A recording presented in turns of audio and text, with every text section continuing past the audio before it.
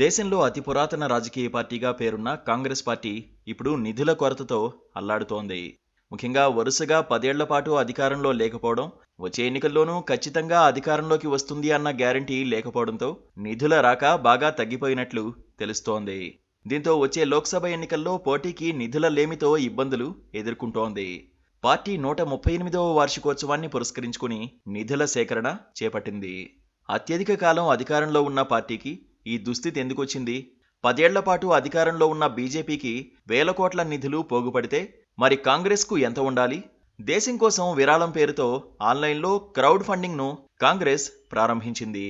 1920-21లో మహాత్మా గాంధీ జాతీయోద్యమానికి ఇలాగే నిధుల సేకరణ కోసం చారిత్రాత్మకమైన తిలక్ స్వరాజ్ ఫండ్ కార్యక్రమం చేపట్టారు. దాని స్ఫూర్తితోనే ఇప్పుడు కాంగ్రెస్ పార్టీ ఈ ఆన్లైన్ నిధుల సేకరణ కార్యక్రమం చేపట్టినట్లుగా ప్రకటించారు.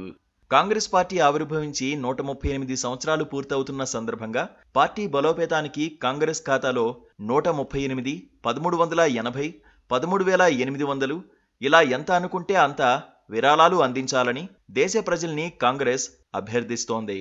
దేశాన్ని 60 ఏండ్లకు పైగా పాలించిన కాంగ్రెస్కు దేశ ప్రజలను చందాలు అడగాల్సిన దీనస్థితికి రావడానికి చాలా కారణాలు ఉన్నాయి. వేగంగా ప్రభావం కోల్పోవడంతో పాటు అనేక రాష్ట్రాల్లో అధికారానికి దూరమయ్యారు. ఫలితంగా పార్టీకి విరాళాలిచ్చేవారు తగ్గిపోయారు. కార్పొరేట్ విరాళాలు తగ్గిపోయాయి. బీజేపీ వచ్చిన తర్వాత గత 10 ఏళ్ల కాలంలో ఆ పార్టీకి నిర్వహణకు అవసరమైన మొత్తం కూడా సమకూరడం లేదు. కార్పొరేట్ విరాళాల్లో 90% బీజేపీకి వెళ్తున్నాయి. బీజేపీకి ఇచ్చే పద్ధతి వేరుగా ఉంటుంది. బీజేపీతో కాంగ్రెస్కు కూడా ఇచ్చే వాతావరణం లేదు. కాంగ్రెస్కు విరాళం ఇస్తున్నారని తెలిస్తే ఆ కార్పొరేట్ సంస్థలకు గడ్డు పరిస్థితి ఎదురవుతుంది. అందుకే ఎవరూ రిస్క్ తీసుకోవడం లేదు.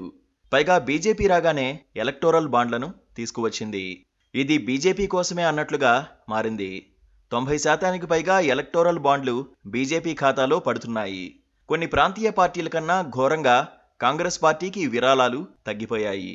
అనేక రాష్ట్రాల్లో అధికారం కూడా లేకపోవడంతో విరాళాలు ఇచ్చేవారు తగ్గిపోయారు. పార్టీ ఖర్చులు చూసుకునే నేతలు కూడా లేకుండా పోయారు.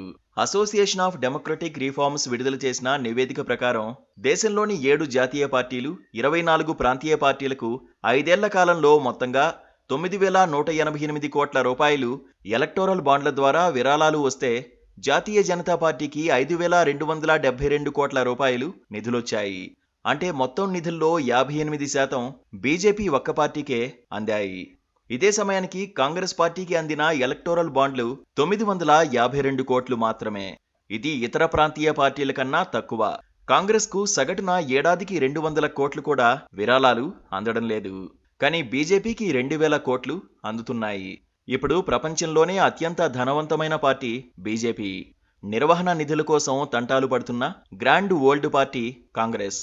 దేశంలో ఎన్నికల్లో పోటీ చేయడం చాలా ఖరీదైన వ్యవహారం. అధికారంలోకి రాకుండా సుదీర్ఘకాలం ప్రతిపక్షంలో ఉండే పార్టీకి నిధుల భయం సహజంగానే ఉంటుంది. ప్రస్తుతం కాంగ్రెస్ ఆర్థిక పరిస్థితి దాని రాజకీయ స్థితిని ప్రతిబింబిస్తుందని విశ్లేషకులు అంచనా వేస్తున్నారు. క్రౌడ్ ఫండింగ్ కాంగ్రెస్ పార్టీకి ఓ రకంగా ఆర్థిక సమస్యలను కొంతైనా తీర్చే అవకాశం ఉంది. అదే సమయంలో సామాన్యుల నుంచి వచ్చే స్పందనను బట్టి తమ పార్టీకి ఉన్న ఆదరణను అంచనా వేసుకుంటారు. ఈ విధానంపై బీజేపీ విమర్శలు గుప్పించింది. ప్రజల్ని మభ్యపెడుతున్నారని విమర్శిస్తోంది. కానీ ఆ పార్టీ ఖాతాలో ఇప్పటికిప్పుడు నగదు 6,000 కోట్లు ఉంది. ఆ పార్టీకి హాయిగానే ఉంటుందన్న సెటైర్లు వినిపిస్తున్నాయి. కొసమెరుపేంటంటే కాంగ్రెస్ దేశాన్ని దోచుకుందని బీజేపీ విమర్శలు చేస్తూ ఉంటుంది.